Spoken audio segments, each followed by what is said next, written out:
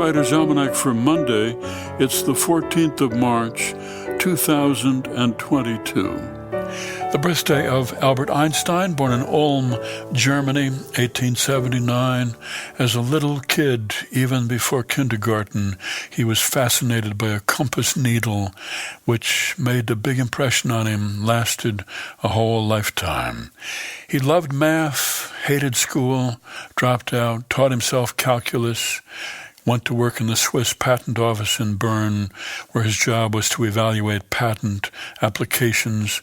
He found it a fairly easy job, and so it allowed him plenty of time to work on his own scientific investigations and theories. In 1905, he wrote his paper on the special theory of relativity, which said that if the speed of light is constant and if all natural laws are the same in every frame of reference, then both time and motion are relative to the observers.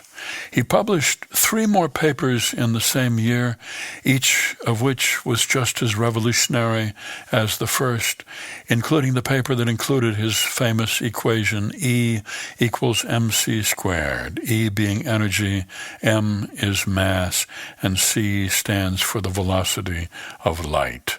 Einstein said, "The pursuit of truth and beauty is a sphere of activity in which we are permitted to remain children all our lives." It's the birthday of Sylvia Beach, born Baltimore, 1887, the proprietor of the English language bookstore in Paris, Shakespeare and Company, who put out the first edition of James Joyce's Ulysses in 1922. And it's the birthday of the photographer Deanne Arbus, born Deanne Nemerov in New York City, 1923. Took portraits of transvestites, dwarfs, twins, triplets, carnival performers, sometimes ordinary people with troubling expressions, who said, "I work from awkwardness. If I stand in front of something, instead of arranging it, I arrange myself."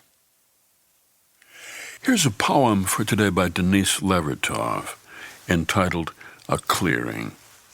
What lies at the end of enticing country driveways curving off among trees? Often only a car graveyard, a house trailer, a trashy bungalow.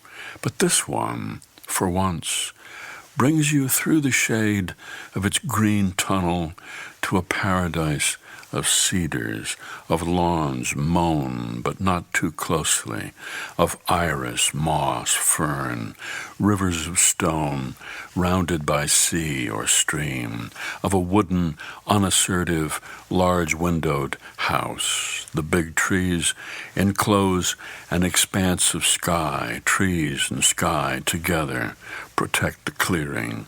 One is sheltered here from the assaultive world, as if escaped from it, and yet, once arrived, is given, oneself and others being a part of that world, a generous welcome.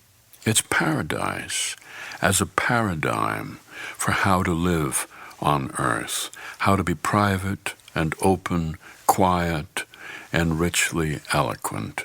Everything man made here was truly made by the hands of those who live here, of those who live with what they have made.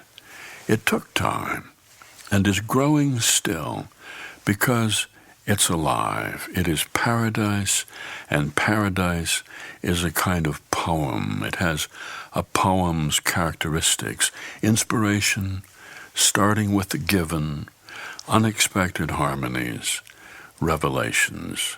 It's rare among the worlds one finds at the end of enticing driveways.